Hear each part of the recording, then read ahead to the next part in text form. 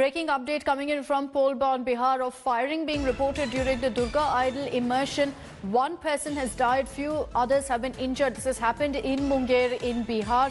The police claims that 12 rounds were fired by some anti-social elements. 3 country-made pistols have been recovered so far from the spot.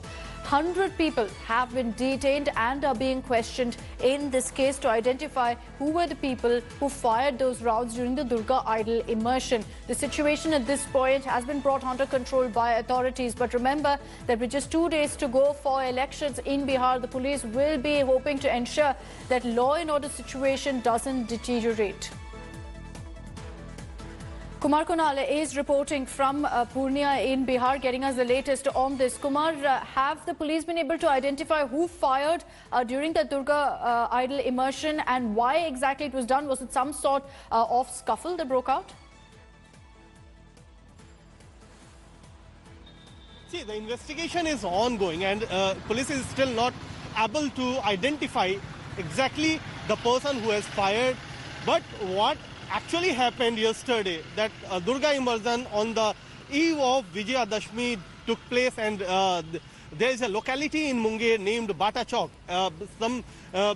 What police is telling that some anti-social elements gathered there and they started stone pelting. And the situation got out of control, and then police has to resort to some strict action against the stone pelters. Now, why this is important? Because tomorrow Munger is going to poll in the first phase itself.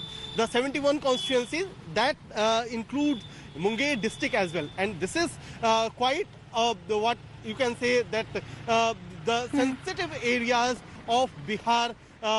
Because quite a few strong men come from Munger as well. So police is trying to control the situation. Even district magistrate and superintendent of police both have issued some statement, but still the situation is tense in the Munger.